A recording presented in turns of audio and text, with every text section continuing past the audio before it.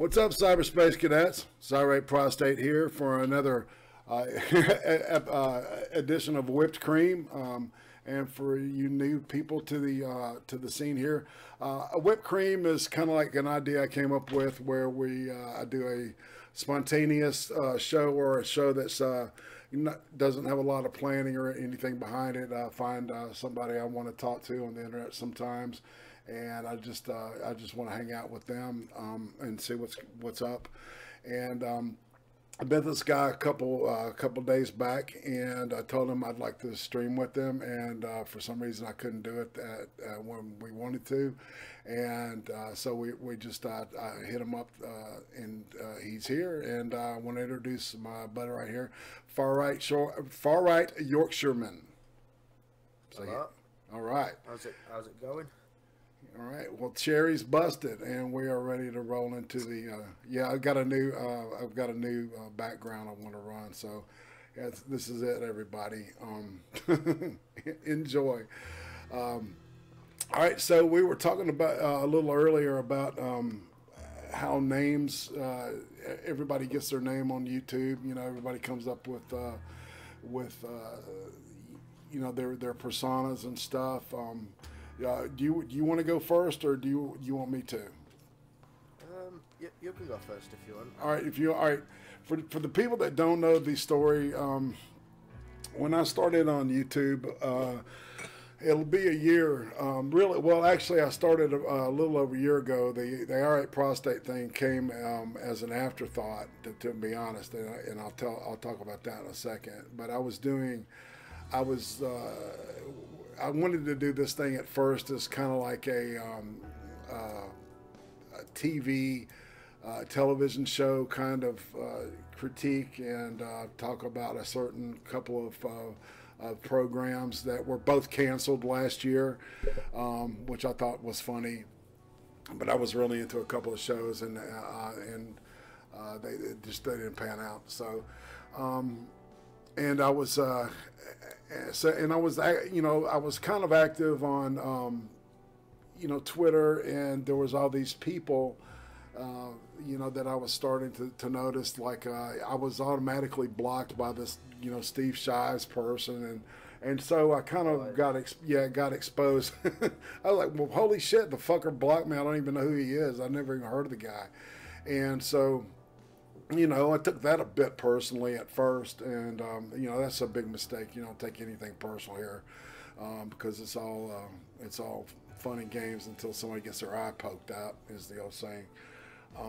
So I decided at some point, I started looking at this quote, this skeptic community kind of thing, and I noticed they had a lot of the people had similar political leanings and observations that I did, and so I kind of started aligning myself with this group. They seemed to fit in more with my personality style as well, and so the Irate Prostate thing came up as a because I'm an older guy. I'm a little north of 50.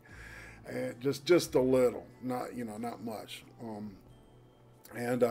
so I've been around a while, and I just said, well, I'm an old man, so I'll just create this this troll character. The Irate Prostate character was created on Twitter as a troll account, and I was going running around and shit posting on people like Steve Shives.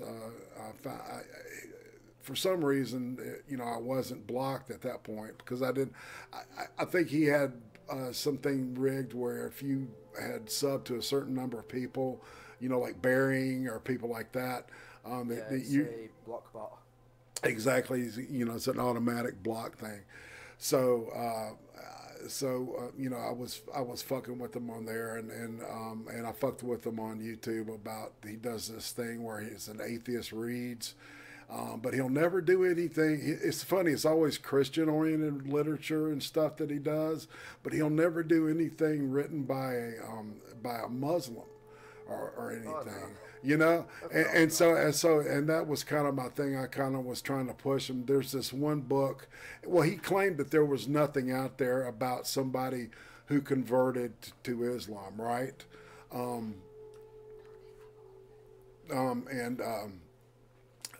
So I found one. It's called The Butterfly Mosque, by this girl that actually became a Marvel comic writer, right? And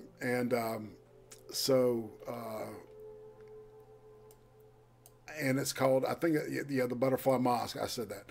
And so, you know, I kept posting that. So eventually, you know, they rigged it to where I could see my comments, but nobody else could, which I thought was weird. I didn't know you could do that on YouTube. But long story short, all right, so the Irate Prostate is supposed to be an old man. You know how old people, they'll talk about how their back hurts or their fucking, you know, their feet are killing them. They always talk about their ailments and stuff. And so, you know, it's like I'm the old man bitching about my Irate Prostate, you know, because it rhymes and shit. And, you know, the whole sing-songy thing about it. A lot of Brits, I noticed, kind of thought it was funny. And so I've made, you know, I met a lot of friends through that account. And even before I knew it, I started posting on YouTube with this persona because it caught on Twitter. So I said, well, fuck, I might as well take this momentum, because the other thing I was doing with the TV show was not happening, man. I had maybe, I think I had maybe 12 subs. And I just said, fuck it, and just decided to go critical, you know, with the queer kids and stuff like that, man. Kids are a real near and dear thing to me. And, you know, occasionally I'll pop up with them, you know, with doing critiques of that stuff. So, you know, that's basically where the birth of Irate Prostate, you know, came from. You know, just kind of stumbled into this thing and then started this show, this CREEM stream that I do on Friday nights with Occam's Razor. He was one of the first people that I really bumped into, because I noticed this guy, like, you know, his first week on the internet, he's like streaming with sugar tits, right? And then the next week, he's like, you know, she invited him back, and they're like streaming for 2 and 3 hours. I said, well, who is this kid? And so we started hanging out, and then we knew some people. We started meeting some people through some chats and stuff, and that's how that formed. So, and so the whole CREEM thing, you know, ice cream, I've got an idea kind of for that, and sour cream. That's what I call the drama episodes, or something happens and it's dramatic, you know. I haven't really spun any of that stuff out yet. But the whipped cream thing came up as an idea just because I whipped it up, So that's pretty much where all the ideas for that came from. And I got some stuff coming up it's going to take some right turns and left turns. I do want to say hey to some people out in the crowd for a second, if you don't mind. I want to say hello to Uzi Q, this stalker that I have that just won't leave me alone. Blue Penguin, hello, what's happening? I'm the slime. That's right, brother. There's Scooby 331, my brother. I do Chaos 120 on Wednesdays and on Saturdays, and he's one of the main components of that, man. He's a great guy. Death Harukin, of course. And the next 6 minutes is another Chaos 120 persona that I hang with. I'm pretty tight with those two guys, and that's Uzi Q again. I mean, she just won't leave me alone, for God's sakes. You know, she's really my wife. But Jacob Navo, of course. Hey man, how are you doing? And Blue Penguin again. So okay. So let's start. I'm hanging out with Far Right Yorkshireman.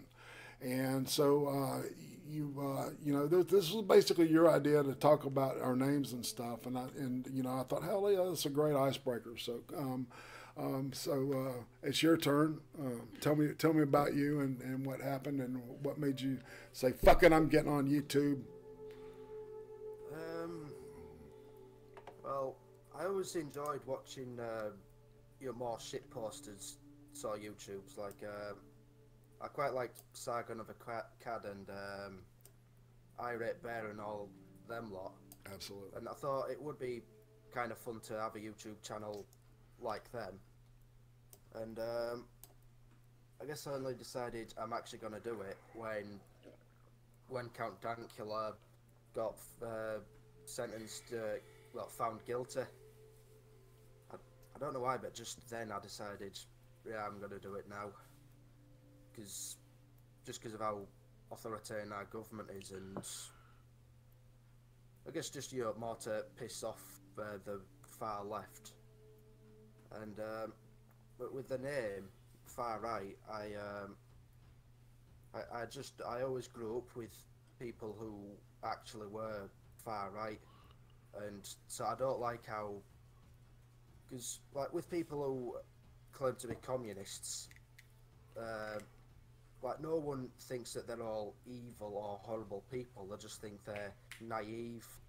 Whereas if someone's far to the right, everyone always assumes that they're a horrible person. Like they hurt animals and children, all that lot. Right. Because I grew up with them, I knew that's not the case, and it's completely unfair for them to be branded like that. Right. And it was like when nowadays, the far right is associated like the far left is with the extremes. It's like a lot of times people, automatically it comes to their mind when you hear far right, you hear, they're going to hear like, some type of fascist, or, pro, white nationalist or even, just flat out Nazi. And, right, exactly. And I'm sure that a lot of the left people, really hate it when they realize that their brand of philosophy when it comes to politics, this political philosophy is what I think is associated with with Stalin and and murderers like Che Guevara and shit like that. Yeah. So it's like the horseshoe effect. It's starting. It pans out that way. So yeah, it was also kind of to possibly make people realise that they're just immediately try judging me. Like they assume that I want an ethno state where my ex-girlfriend was actually Indian. Right. Just sort of to point out that they're just being judgmental and not actually wanting to do any research. That kind of stuff. Right. And that can be downright just maddening. To be, just to be, I don't know, cherry picked and cubby holed into positions where that you're not as really that that far leaning. You sound like a pretty intelligent guy. So, and to be honest, when the Dankula thing happened with me, I said to myself, "Fuck! If I was over there, that's terrifying shit." To even think that, just much less, look, I can understand the offense, and stuff, but that's kind of the fucking point. It's like, okay, I was, and this is what kind of pisses me off too, being an older person. I grew up with this saying, that sticks and stones can break your bones, but words will never hurt. And, and now we've got this whole generation of fucking snowflakes that are out there just, collapsing, at pronouns and shit. And it's like, what the fuck, it's like, I mean, they're fabricating like, they're fabricating situations so they can become, so they can be offended. Yeah. 5 or 6, 7 years ago, this whole, what are your pronouns thing didn't exist. And it was just like Stephen Crowder taking the piss, making a joke about it, and then it actually came true. Yeah, somebody was telling me about this. There's is it a cartoon or a TV show that's in Britain, and it kind of like foresaw all this shit like 10 or 15 years ago, and I would like to look more into that. I don't know exactly what it is. Do you have any idea what I'm talking about? I've heard of something similar to that, but I don't think I've seen it.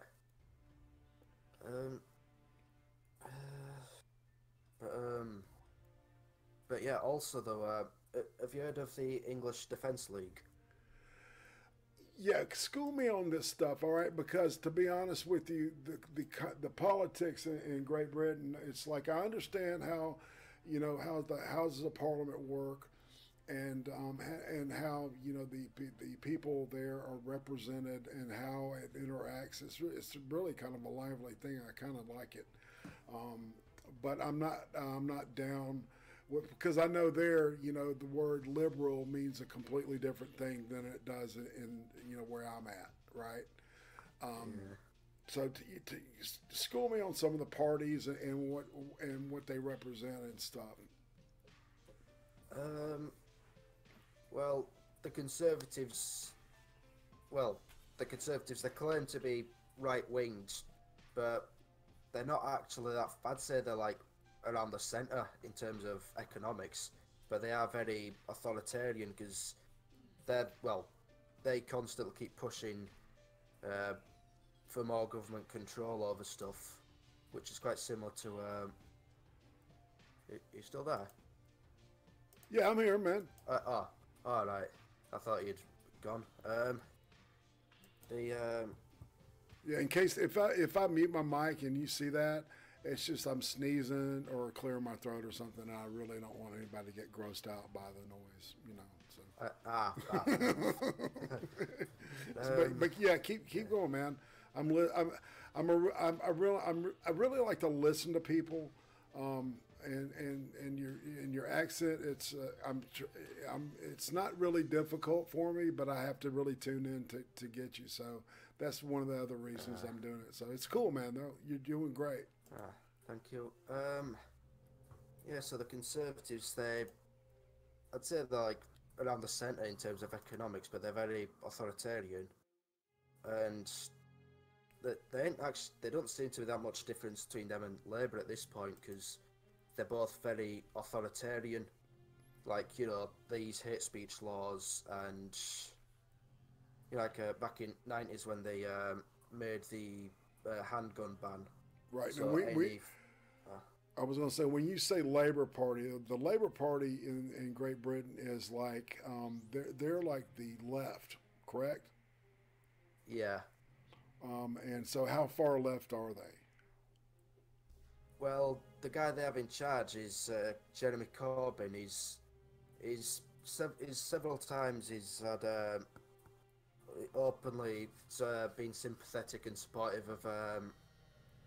Who was that guy in Cuba who died? Castro, was it? Yeah, Fidel Castro. Yeah, quite sympathetic and supportive of him and other communist things. And what makes it even better? He's got friends in the IRA. That terrorist organisation. Holy shit. Yeah, and he's literally in charge of the second largest party in Britain. That's amazing. So, so on a scale, I guess, of like between, liberal as in the old classic liberal, as in, big government, and and more and less intrusive, type of liberalism, and then hardcore communism. Where would you say that that party lies? On a scale of one being the more centric type of party, and then five being the communist. I'd say about a 3 or 3.5. Oh wow, okay, so they're less center, big time. Yeah, and I just noticed in the slime asks, does the Labour Party endorse more immigration? Yeah, they're the ones that have been pushing for open borders immigration for years. Right, so they're part of that globalist thing. Yeah, that all the fans seem to be more the bleeding heart morons. Oh, let's all just join hands and sing Kumbaya. Let's make the whole world peaceful. Let's just hug it out. So they're basically just a load of useful idiots for people who just want, extreme government control. Yeah, that's a perfect term too, isn't it? Yeah. Because it's like especially when it comes to like parades and things. It's these. I'm starting to call them the can kickers, because they literally have a tendency to just to well their aggression out on garbage cans and or you call them rubbish bins and shit, right? Yeah. So you got your little useful idiot can kickers at these big rallies and stuff, and we're getting near May Day. Is there any big thing that happens during May Day? Because that's that was the socialist communist workers' holiday. That was the whole idea. With that. They don't really kick off that much lately, but what was I about to say now? They shoot to me a second ago. But yeah, they're the ones that tend to push for a lot of government control, and like that being said, our Conservatives, I'd say economically they're a lot closer to your Democrats than they are to the Republicans. Right. The only one who seems to be economically right-winged is UKIP, and they're pretty much dying. Yeah. Yeah, and the UKIP, that was the organization that had that blog that Rage After Storm was a part of, isn't it? I think it might have been some fan group or something like that. Right, the Kipper or some shit like that. Yeah. That all that crap that that stupid drama that led to her getting booted from that. That was interesting to see that unfold. It's kind of like a policing her speech and beliefs. It was like that was really I'll never forget that. And we got to realize something, man, that people look. This is YouTube, everybody. It's really a microcosm of reality, and it's really just a community of people. And I think it's like what Styx. I was just listening to this thing where Styx Hexenhammer was talking, and he was saying, we're better off together as YouTubers, man, as if we support each other in what we're doing, instead of trying to, people to trying to bring people down, man. That's just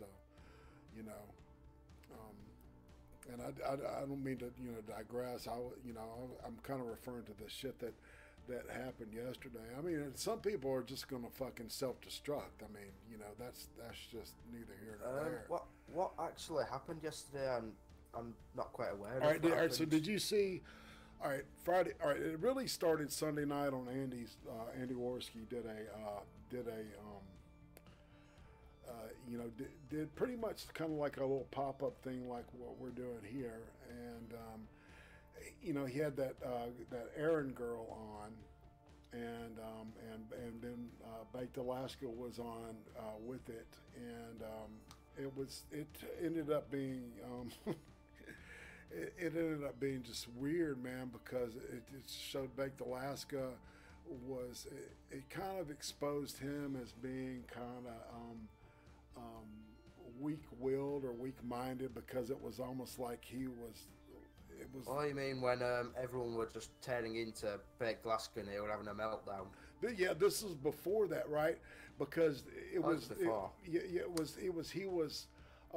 was about his manager, and it was like he almost like just on the spot just let the chat or whatever it was influence him into firing his manager right there, and hiring this thought, this blonde bimbo, Aaron.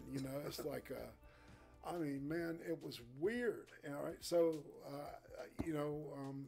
that ends, and then yesterday morning, they start talking about it, and they Ralph Retort was on there, and they were looking at this thing that Aaron chick had put out on the internet, this weird stream of her and her family, man. They were fucking crazy, man. Evidently, streaming on YouTube is a big thing over there in that family, I don't understand it, but it was real embarrassing to her family that she did that thing on Warski, apparently, and so they were watching that, and it came up about Baked, and the way the thing started out, they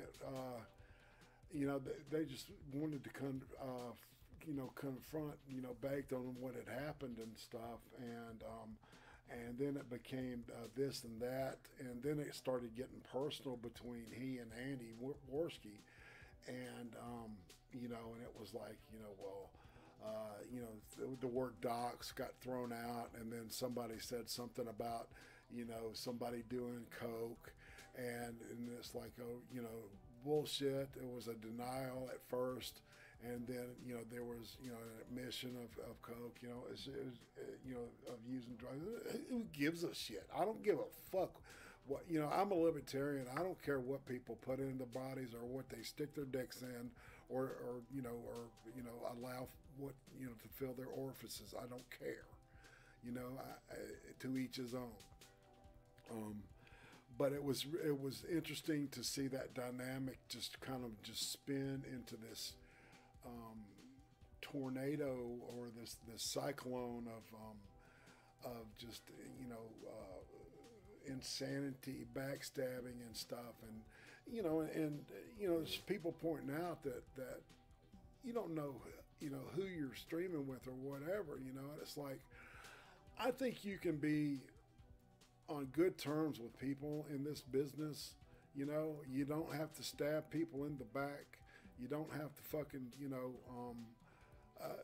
I just don't get that. I really don't understand it, but then again, I don't have a gajillion subs, and like I'm making, my livelihood off of this. So that I'm sure that all plays into it, but it got worse and worse, and it made, as it went on, Baked was looking more and more like he was self-destructing, just kind of right before everybody's eyes, and it kept going on and on, and that Kumite lasted 7 hours. 7.5 hours, and it's somewhere around the like 6 hour mark. We're like, holy shit, I guess I got to turn this off, man. It was, and it's I would say the best way to get an honest assessment, because it's actually just clips, is to look at the Kronos channel. I promote Kronos pretty much because Kronos does a good job of just finding the essential stuff. It started, actually, now that I'm thinking about it, it all started with Medicare. and confronting Baked Alaska on some stuff, and I'm not sure exactly what that was, but it had something to do with that blonde thought. Oh yeah, I know that bit. He basically people kept putting nigger and Jew in the chat, so they kept banning him and just being a dick to his fans. So a lot of his fans just started walking out and they were being smug to him. So Meteor went on and taught him a new hole. I don't see, and I don't understand that either, man. It's like, you know, and then it comes out that his whole career, he was all right. He's literally the Vanilla Ice of YouTube. Okay, and that's my fucking quote. So okay, I want everybody to know that came from me. You know, that Baked Alaska is the Vanilla Ice of fucking YouTube, because he had a rap career. And then it turned around and that didn't work. So he tried, they were saying he tried country, right? And that flopped. And so he's going from this to that. And then he started getting hooked up. He ended up being hooked up with Milo Yiannopoulos. And he went from being like a total SJW, you know, left winger to being, you know, the exact far opposite. You know, and to be honest with you, I looked at a couple of his vids, and I thought, you know, he's okay, whatever. But now I don't know what to believe about that, you know, because to me it seems like he was just swinging as whatever the way the wind took him, and that was obvious when he fired his fucking manager on the spot like that. It was like, did I just see that? You know, it was that bizarre. Yeah, it sounds a bit fake. It was bizarre as fuck.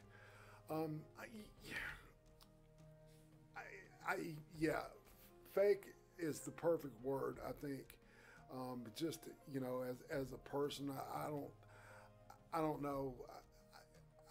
I'm getting to the point where some of these people, I don't know if they're characters or if they're real people. I don't know, man. You know, it's entertainment. I like to just have fun, and if my stuff's entertaining, that's good. You know, when I talk about the kids, I get really serious about that, because I worked as a counselor I worked as a counselor for 15 years, but I was in the psych business for 17 years. And I saw the other end of what sexual abuse of children does, you know. And, you know, most people, they don't get to hurt the person that hurt them, and they end up usually hurting themselves, either by drug use or by, you know, suicide, cutting, you know, shit like that. You know, and so, you know, when the shit with Ross came up last week. Oh, God, that was a shit show. Yeah, it was a total shit show, man. And see, and now they're on to this bullshit, you know, and it was something I was talking to somebody last week, and I said, well, you know, it's like, you know, next week it'll be something else. It'll be some kind of bullshit drama. I might have called that, huh? And you know, and the kids are still being abused. You know, I think the cops got called on Ross and everything, but that shit's still going on, you know. And you know, if I don't like to use the N word, but just because of where I live, a lot of people, you know, died and fought, you know, literally fought in the '60s, you know, for, you know, the ability, civil rights. Yeah, I live in Alabama. You know, I live, you know, next to the town where they were hosing black people, you know, and you know, fire hoses. I'm not talking about, you know, your little lawn hose. We're talking full fire trucks and shit, and, you know, and German shepherds on chains and stuff. So it's a lot more difficult for that word to come out of my mouth. But if anything, if any people were the N word, and what I mean by that N word is you know, people that are less than people. You know, that's what I think that word really means, is that you're calling a human less than human, you know, when you really dig into the hatred behind the word, you know. I mean, you know, just using it as kind of like a shit post word, or as, you know, to, you know, like, you know, the way they do it on 4chan and shit. I get that too. But you know, these kids, they're still getting abused. They don't vote. They don't pay taxes. So literally, they're not important to fucking politicians. Could give a two shits about them. You know, and Yeah. you know, and I don't want to get maudlin or anything, you know, but that's kind of the gravity of it. And now, you know, everybody's, you know, focused on this deal with the Warski thing, and you know, and the kids are still being hurt, you know. Yeah, and you know what makes it even worse about that school who let him join, because apparently just either he passed the background check or they never did one. Who else could be at that school? Yeah, no shit, exactly, man. And the way that whole, well, see, and that's the problem that you get with the leftist system. They want to give, here, convicted felons lose the right to vote. They lose the right to own firearms. Okay, which I think they should keep that. The left are trying to fight to give them the right to vote back. And B, you know, the firearm thing is right behind that, right? And there's also this group of people that, you know, on the left that are, you know, they want to add the word P, you know, to this LGBTQXYZ thing. Oh, you know? have you noticed that as well? Right, for pedophilia. Yeah, I think that's why they're making this whole pansexual thing, so people will think it's pansexual instead of pedophile. Exactly.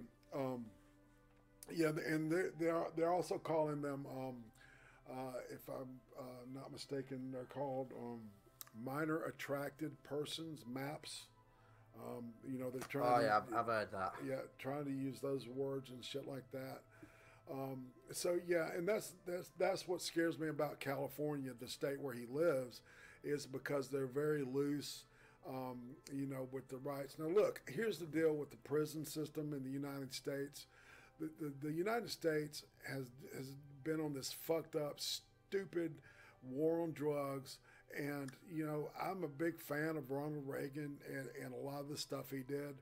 But starting that whole drug czar and war on drugs thing was the stupidest fucking thing we ever did. You know, and I think the way that was designed was a way to keep the industrial military complex happy when we weren't at war, because they were using, you know, helicopters, you know, to go into fucking Colombia and shit, and, you know, and bomb cocaine factories and shit like that. So the military was being utilized to some degree by the FTA, firearms, tobacco,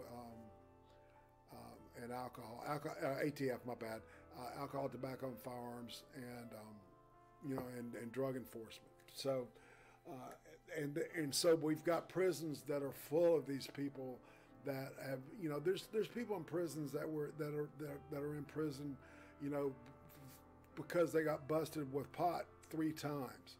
You know, and it's, you know, there's just 3 strikes and you're out, right? So these people are doing life terms, you know, for an ounce of marijuana, which in my, you know, that's fucking ridiculous. You know, we need to make room in prison for people that are really, you know, damaging and threats to our society, like murderers and child rapists and shit, right?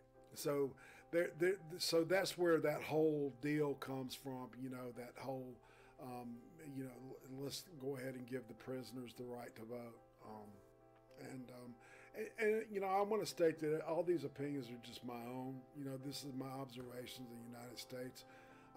You know, I'm an old man with nothing to lose, to be honest with you. And this is my honest, you know, my gut level, you know, the way I honestly believe, you know, the way things that I see it. I don't always politically agree with everybody. I mean, and if somebody politically agrees with everything about anything, then they're an idiot. They're not thinking, you know, because there are things that I'm very liberal about, you know. Like one thing that I would say I'm liberal about is like I don't care about who marries who, you know. I don't care if gay people marry. And you know, and if you know, I know a couple of people that are very close to me that are gay, right? And they want that right to be married. I don't understand it. It's gonna, you know, marriage creates divorce, and that's good for lawyers. So you know, from a capitalist standpoint, there's nothing detrimental about it, like. And but then, you know, on the other side, you know, there's I'm real conservative. You know, when I, you know, when it, like firearms. like what? Like with firearms and the Second Amendment. Oh, I'm for not when it comes. I'm a pure constitutionalist. I think the Constitution should remain as it is now, with the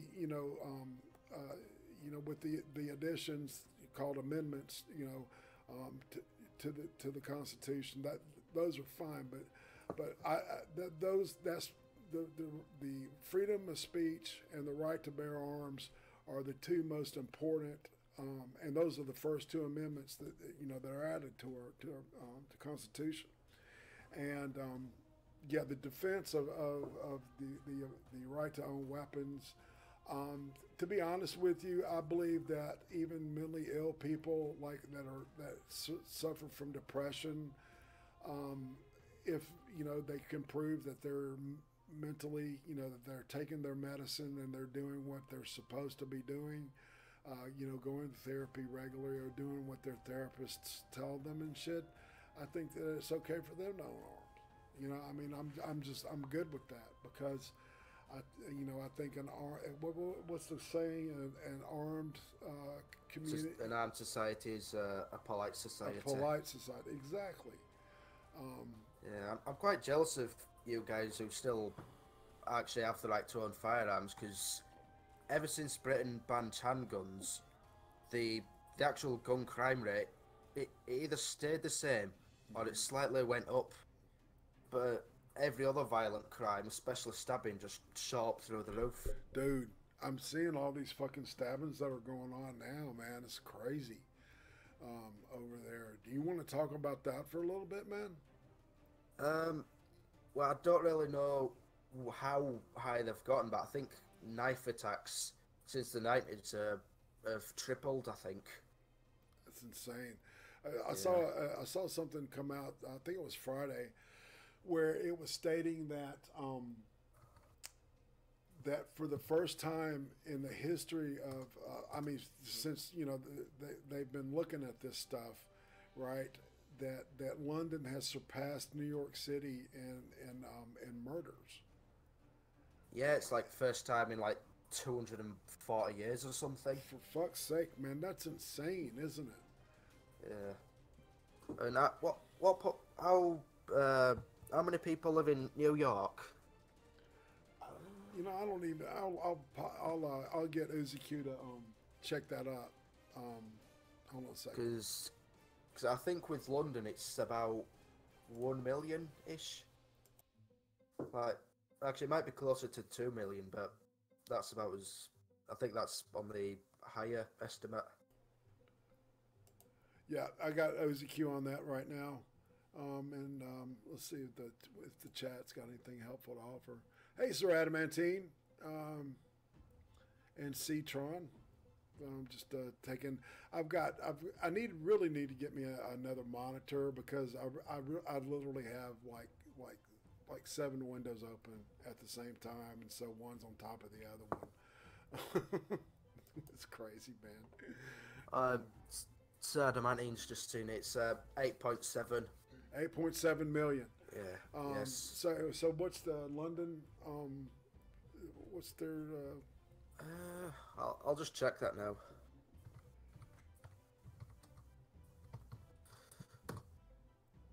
It's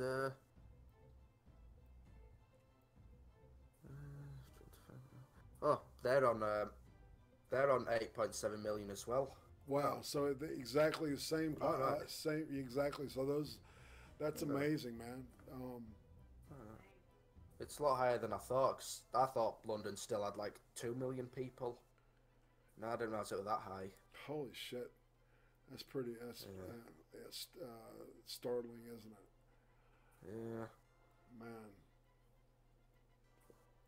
In fact, I wonder how long it'll be before they start trying to ban fertilizer, or you need a license or some registration to be able to get screws and nails from a DIY shop. Right. Well, see, here's the fucking drug on wars, the war on drugs thing, is that like to get certain sinus medicines and shit, you have to put your name on a register in some states and stuff. And yeah, you're absolutely right. That it'll probably come to that. Because that's what the left wants is. The last thing I want is some fucking politician or some government worker telling me how to live my life or what to do, right? But they know better.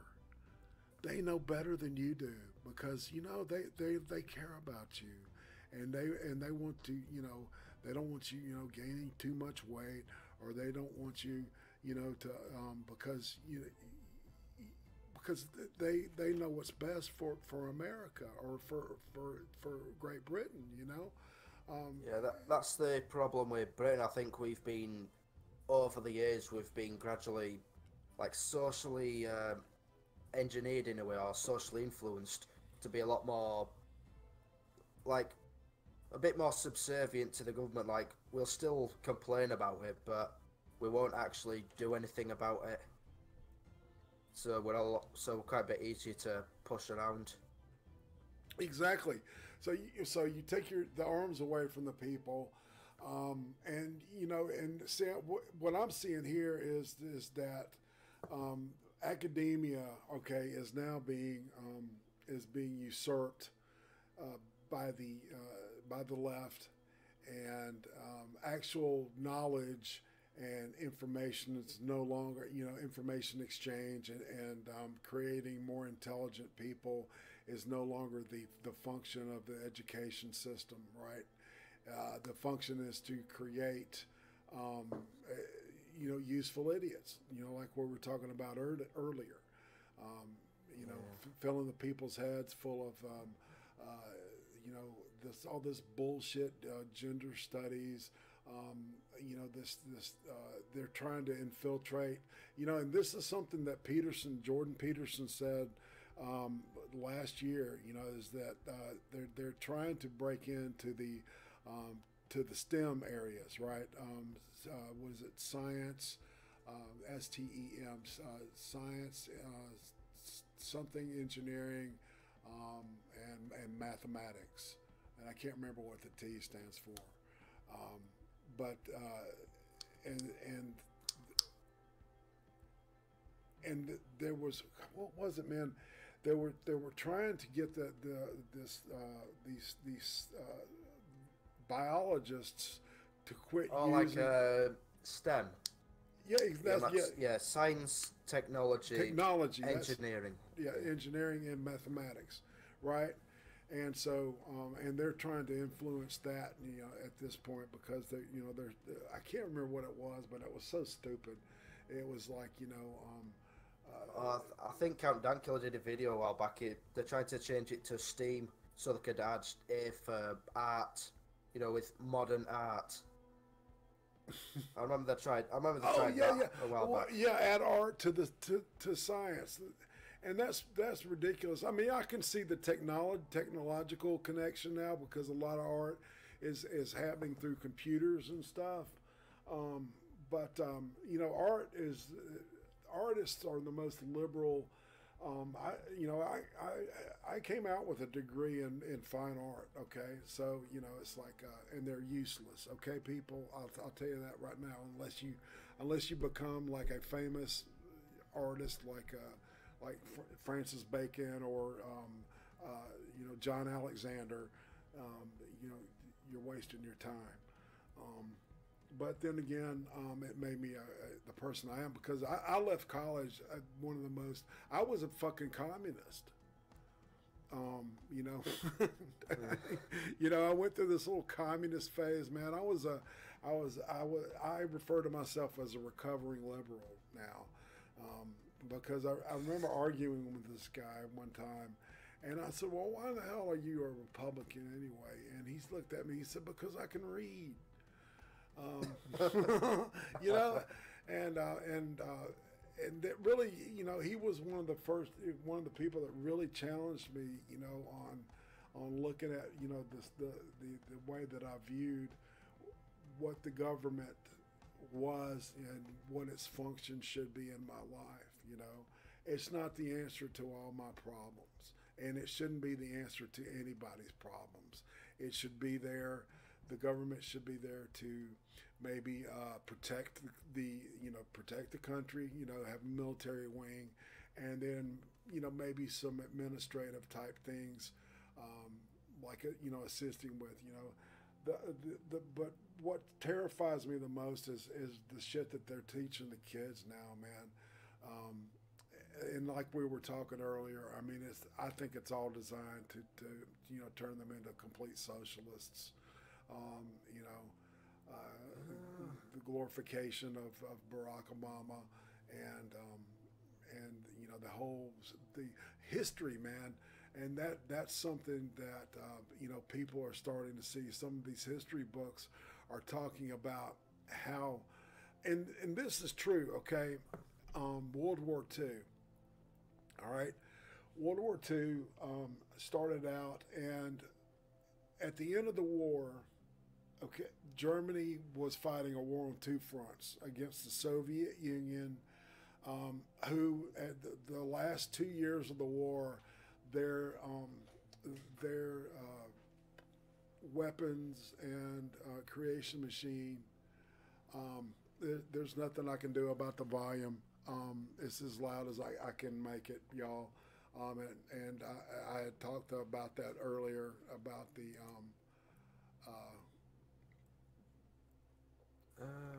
yeah. There's actually, I'll try getting a bit closer to the microphone. You're fine, man. It's everything right on this end is fine. It's just the way that it's. And I've noticed this on other let's see if this can help. Does this help at all? Hello? All right. It looks like that might help. This is really annoying. But anyway, so yeah, they were complaining about it being loud. Is that any better, Sir? Yeah, I think you and I are talking to each other is fine. I think it's the volume going out that people are talking about. All right. But hey, let's just go ahead and keep talking. We were going in a good direction. I can't, dude. This is the fun part about being old, is you forget what the fuck you were talking about. I do that myself. Yeah. Yes. Go ahead. What was it? I think you were on about Russia in the Second World War. Oh, exactly. Thank you. Now this is something that I have had a chance to study quite in depth, and now what they're trying to do is paint a picture that that Russia was the main influence and the main reason that the Allies won the war, which is partially true. They did a good job with their huge numbers. See, we had the same thing. We had huge numbers and things too. But the deal is that for the first 3 years of the war, Russia was in horrible shape. When Stalin took over, he killed all of the great generals that he had. I think half of his officers also during the purge in the, I think like mid-30s. Exactly. I think it was half of all of his officers in the army and navy all got either executed or sent to the gulags. Exactly. And most of them died in gulags. Exactly. Even the guy, the Myoikan, was sent to the gulag, which is the half of the Myorkin Gorevich is the name of the MiG aircraft creators, right? He had been stuck in a gulag, one of the main engineers for their aircraft. So yeah, and so they had nobody that could really actively lead their army. All of their tanks and shit were these first. They were made in tractor factories. They were That's how low quality they were. They were technically what we call second generation track vehicles, and they were really small and they were agile, but they were like the BT-7. And I don't want to get too bogged down in some of the tech aspect of it, but they all forget this one thing, and these books need to realize that without the Lend-Lease program, Russia would be actually the real Lebensraum that Hitler wanted it to be, right? Yeah, 'cause I think before the Lend-Lease program, in World War II, it was something like only 1 in 2 soldiers had a gun. The rest had either spare ammunition or that it was just a shovel. Exactly. And what they told the guy that didn't get the rifle is that the first guy that dies that had a rifle, you pick it up and use it. And that's literally the way they went into a lot of their early battles, man, during Operation Barbarossa. And so, and then the Lend-Lease program comes, and we actually gave them, the United States and the UK provided them with enough equipment, tanks, aircraft, et cetera, to get them to a point of where they could move their factories behind the Ural Mountains, and then they could produce the third generation tanks, which were the tanks that actually won the war for them on their side, which was their T-34, and then at the end of the war, the Stalin II. In fact, I think you guys gave. Sorry. Go ahead, man. Please. I think you guys gave the Russians. It was something like enough ammunition to kill everyone on Earth like 4 times over. Yep, and spam, the meat. I don't know if y'all still have spam over in the UK. Oh yeah. Still, I love that stuff. Yeah, it's like you remember the Monty Python spam, spam. But everybody jokes about it. But that food, and it really was the scrapings, off of ham and stuff that were being thrown away, and the Hormel company, packaged it, and we provided it to the Russians, man. They were, man, in Leningrad, they were eating horses and shit. They were eating wallpaper for the fucking paste on the wall. That's how bad they starved them out. That was actually an active blockade. That was a blockade that actually worked. But I don't know.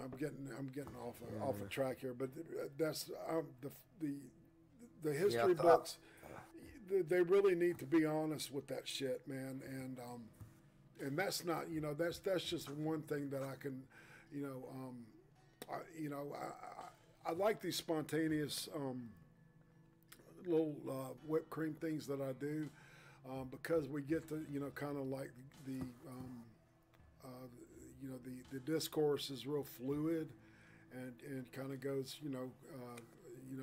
this way and that way, and I really, that's one of the, but then one of the detriments is is the prep. It's like I don't have the knowledge at the tip of my fingers like I would like to,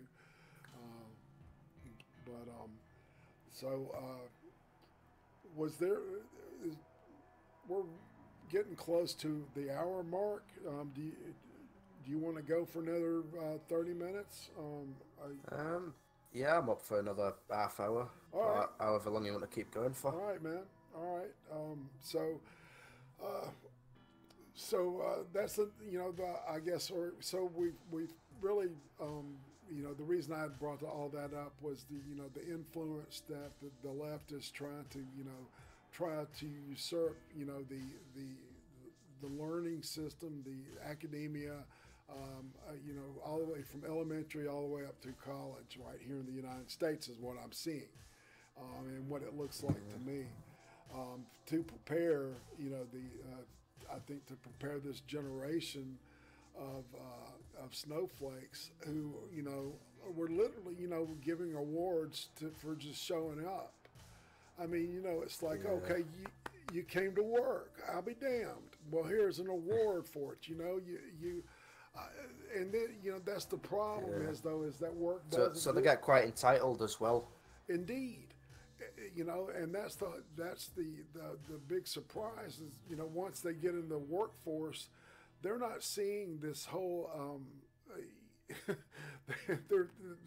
they're rudely being awakened by reality. To be honest, I think it'll end up being a lot of them can't keep a hold of a job because of how sensitive they are, so they're just gone to welfare. So then they're going to go for more left wings. They're more generous with handouts. Right, exactly, and make them they grow them up. They're reliant. They're literally not being rewarded for any type of advancement. Why? If I'm an A student and I see a complete moron that has put in no work and has gotten nothing but F's be promoted to the next grade like I did, well, why am I going to work so hard the next year, to get that next, promotion to the next grade, if I watch a complete idiot, not be held back, and they're looking at, they're trying to get that kind of stuff done. They're like, well, we don't want to hold people back, because if they fail a grade, they have to do it over again because, their fee-fees, etc., reasons and shit. It's I don't know. What are they doing in the UK with the education system? Are you by the way, I never even got this. How old are you, man? And what's your familial state? You cut out at last second. I'm sorry. It's like your familial state. Like are you old enough to be married, and are you married, and that kind of thing. I'm 21 years old. I just live in a flat by myself. Okay. All right. What kind of work do you do? Are you looking for? Well, I'm actually unemployed at the moment. But that's because we got made redundant. And I've been on it's called Job Seekers Allowance. So it's like they give you a bit of money to live off of whilst you're going looking for work. Yeah. So I've been on that for about nearly 2 years. But I'm on a waiting list to start a security course so I could work as a security guard. Excellent. It's tough, man. Trying to make it, and that's what I'm seeing in your generation here too. Is that once they're out of the academic environment, is that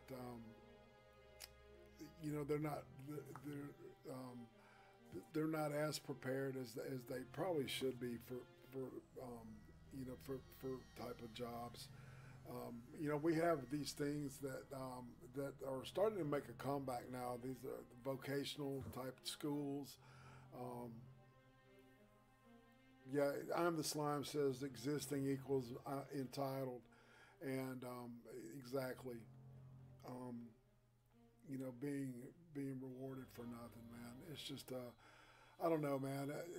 Everything's completely different. You know, when I grew up, I'll give you a little insight as to what being a kid was like for me, and you can contrast it with you know, like riding a bicycle, the most simple thing that a kid can do. We didn't wear helmets, you know.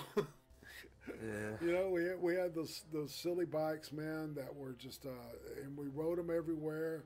You know, we wrecked them. We got busted. We had scrapes and shit, and we put dirt in it. Yeah. It was the dumbest thing, but you know, I don't know, man. You know, it would be like you'd scrape up and you'd be bleeding and stuff, and you just take some dirt and put it in it. You know. Yeah. I think the reason why, 'cause I think my generation's meant to be the first in several hundred years with a lower life expectancy than the previous, is because since everyone's constantly using technology, and kids never go and play outside anymore, so they just have absolutely no exercise, which is why we're having an obesity crisis. Yeah. And also, since parents have a habit of just cleaning and disinfecting everything, our bodies aren't as used to germs, so our immune systems are getting weaker. Yeah. It's that whole the helicopter parent thing is part of that. What I was talking about, you know, with the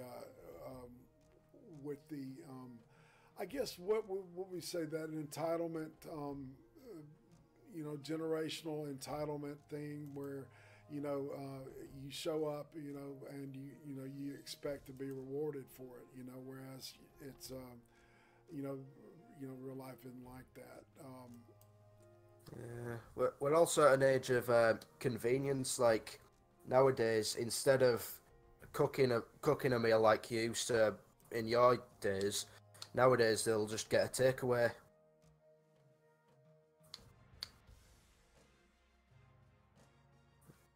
Yeah. But you know that's and you know the convenience of that kind of thing. So you've got you know, and what about like coupling and marriage and stuff? Because you know you've got your generation also has this whole deal with you know internet relationships and stuff. You know a lot of the people that I you know. You know, through this YouTube thing, they're engaged to people that they met, you know, on the internet or on YouTube, you know, or people that have, you know, known each other literally less than a year, which, you know, and online. So, you know, it's a completely different environment than what I had to deal with.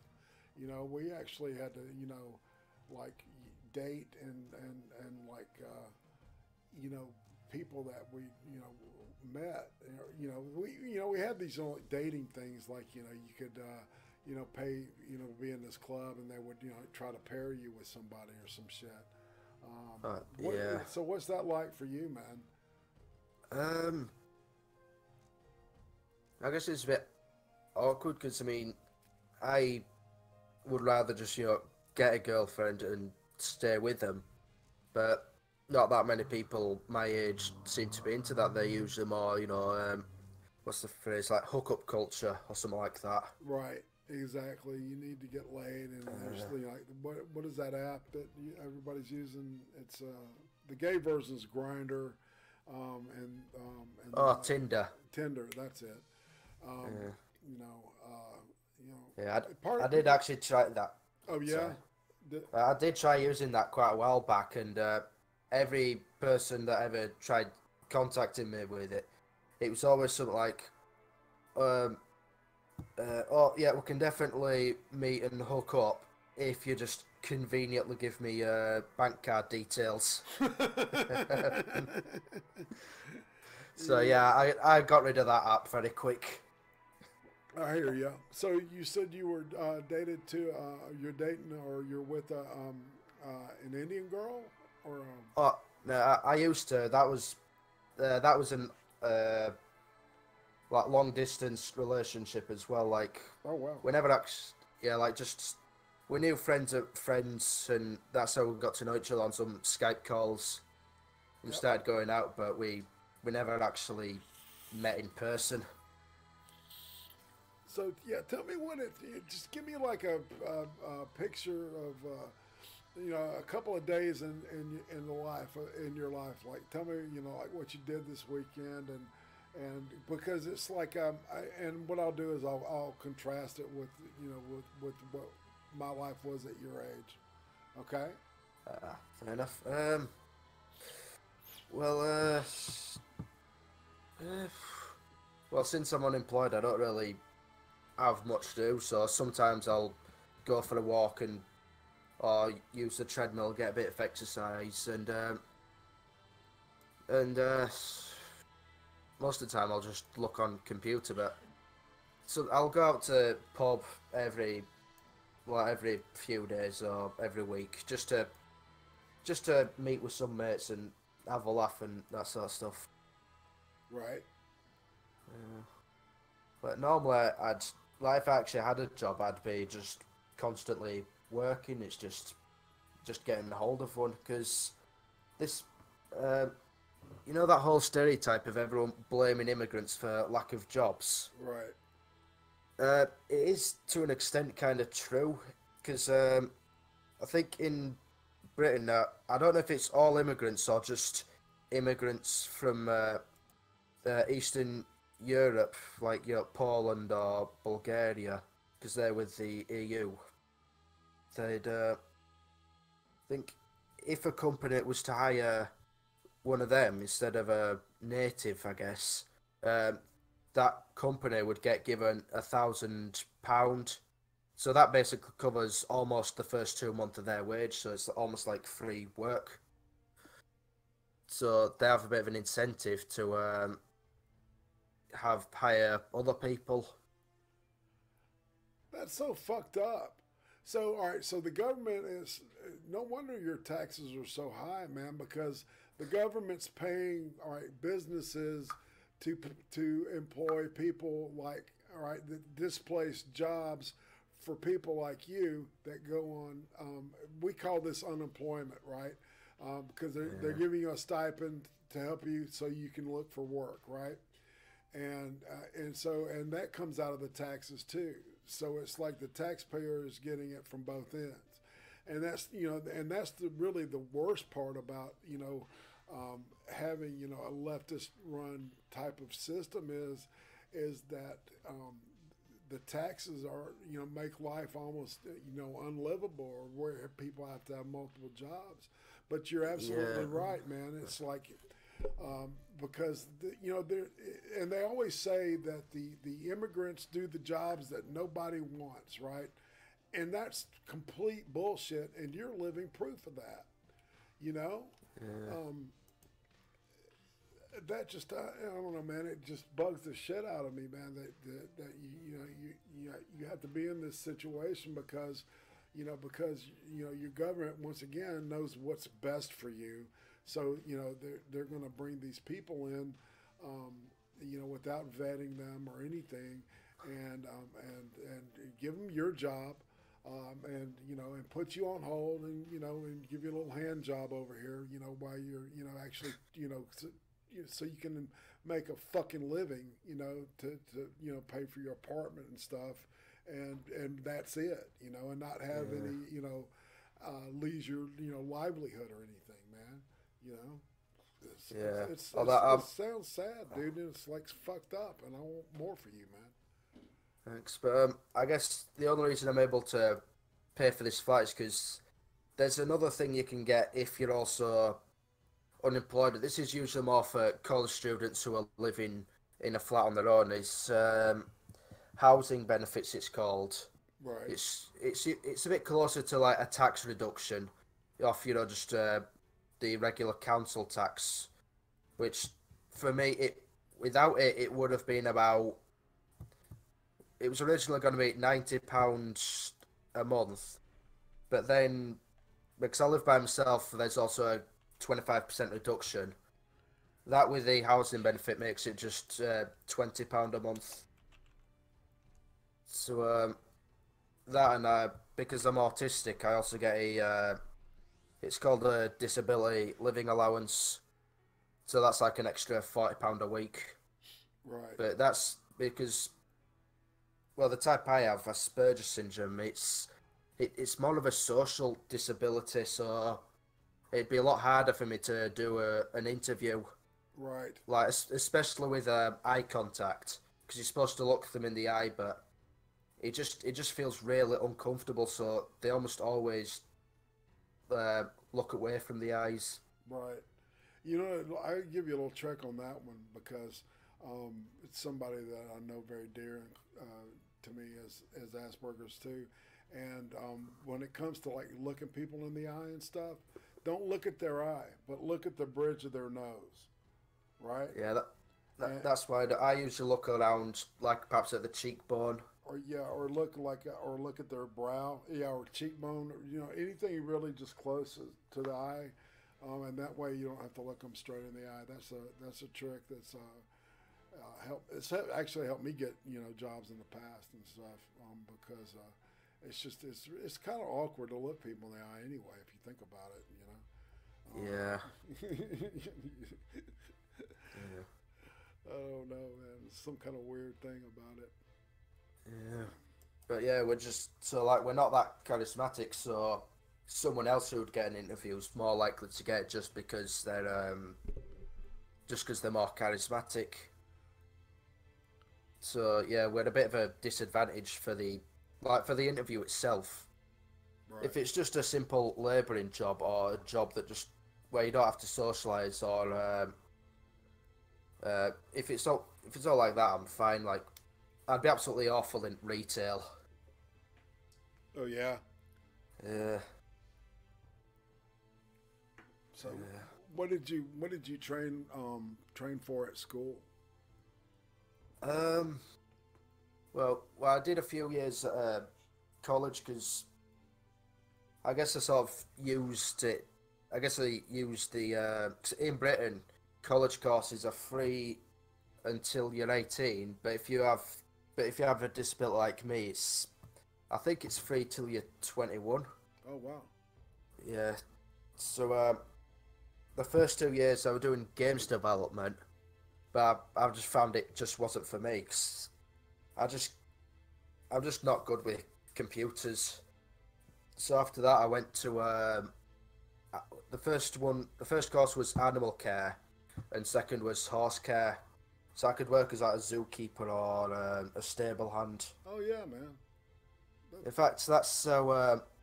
I'm sure you've heard about race realism. Yeah, tell me about that. Talk to me. Go for it.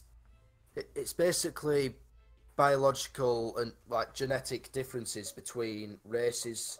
You know, like how black people tend to have a lower IQ, but more like testosterone, and they tend to be more athletic, whereas like Asian races tend to be smarter but not as physically well built, and white races tend to be more of a middle ground, stuff like that.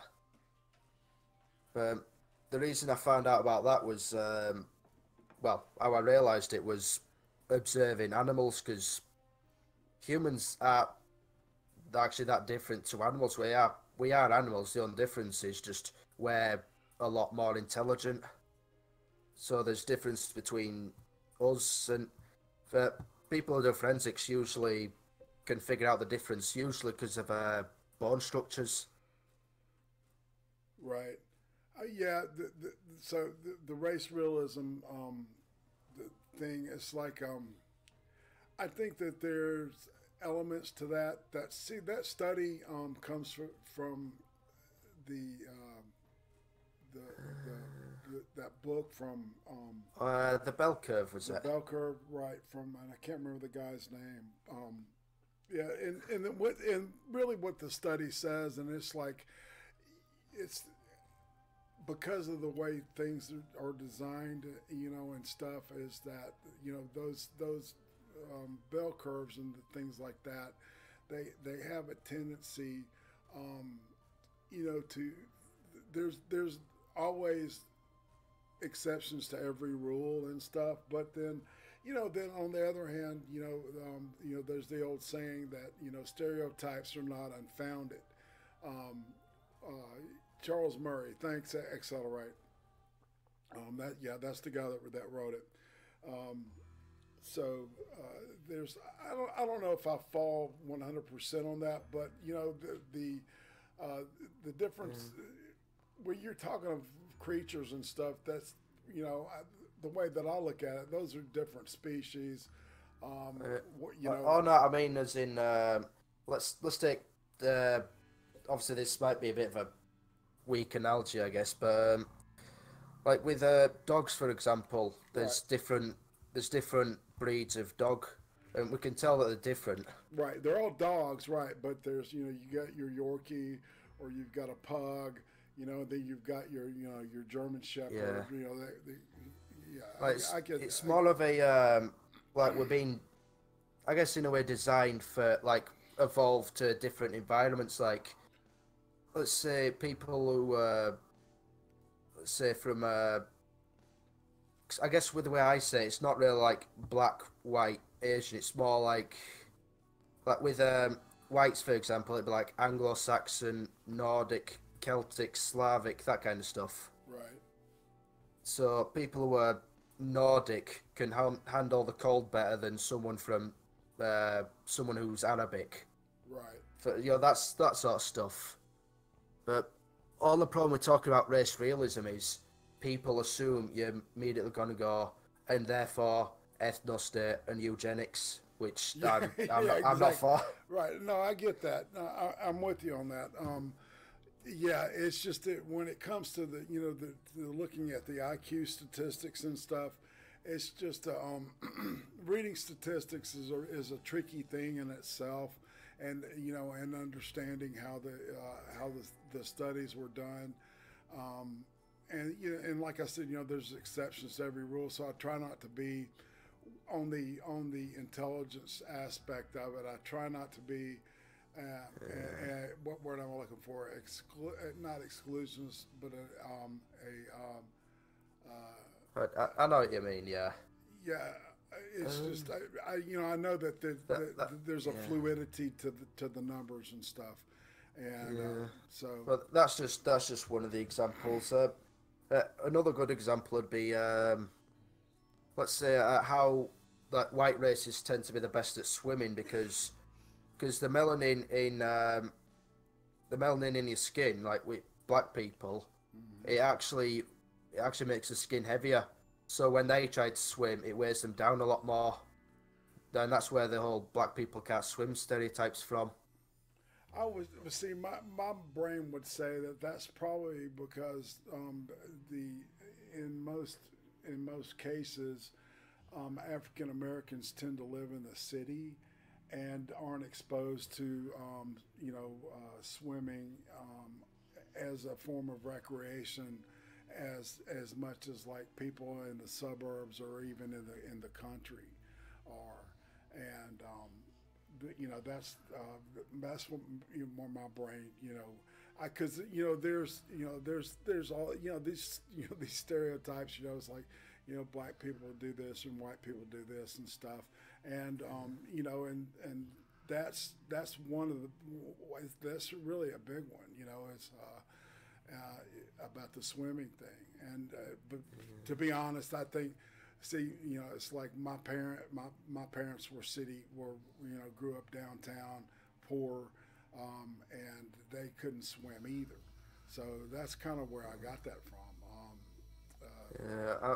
It's not like it's not the main thing. Like Right. someone who's black, but they grew up in an upper class family and had real good education, will be smarter than someone a white person or an Asian who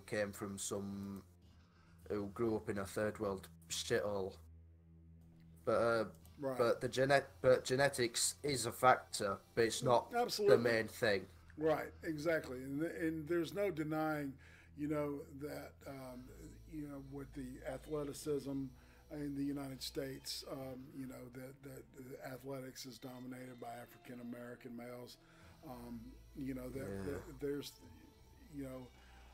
as where, the what was I thinking about? in the corporate, I guess in corporate America, that after a certain degree, there's a lot of white males in that, but that's starting to change because of the quota system, and I think quota systems are unfair. I don't think that's I think I'm more of a meritocracy, meritocratic type of person, right? Exactly, because I believe that somebody's, hard work should always be rewarded and not ignored or belittled by some type of reward to somebody that does a shittier job. I mean, it doesn't make sense to give bonuses, to everybody in sales if the main increase in sales are due to two people. Where you've got a sales crew of 25 people, and all 25 people get a $200 raise, whereas the two people that brought in majority of the profit for the whole corporation or the company was on two people. I think that you take the $200 that you give all 25 people, and that's what that's right at $5,000. And you split that between the two the two people. I mean, that and then because that's a more, and then that way that gives the people in the sales that didn't make those big sales incentive to work harder, and that's an example, just a small example of a meritocratic type of way of looking at at business on a level like that. Says CEOs today represent the demographics of MBAs graduating, Masters of Business Administration graduating 30 to 50 years ago. Really, I agree with that. Yeah, I'd say that. It's not just the quota system, though. The demographic of CEOs is going to change as the younger generation of professionals has more females and minorities, goes to the age where they can be CEO. Yeah, exactly. And I realized I needed to change my example to something more concrete, like the sales thing.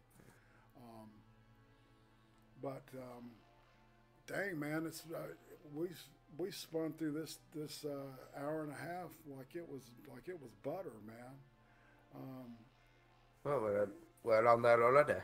Yeah, man, we're already at the bottom of the hour, if you can believe that. Fucking hell. Yeah, no shit, man. So I don't know. I guess you want to close this out. You got anything you want to talk about, like what you're doing with your channel? Any kind of thing you want to promote? Well, I've been writing a script for a video I'm trying to do. I've pretty much just got to finish like the last quarter of the script, and then it's done. I just got to record it. It's did you hear about that 78-year-old guy who stabbed a burglar? No, man. Tell me about it. What happened? It happened a week or two ago. These two guys, in fact, they claim to be career criminals, and they had a habit of burgling old people because they couldn't defend themselves. So they broke into this 78-year-old man's house. I think they might have had weapons, yet one of them had a screwdriver. This 78-year-old man, and I think his wife was in bed and she has arthritis. Somehow this old guy managed to get the screwdriver off one of them and stab him with it. They ran off. I think they tried driving off in a van. His friend decided to ditch him, and it just left him to die in the van. And that guy's still on the run, I think. The police arrested him and took him in for questioning for a while. And then they released him and said they're not going to charge him.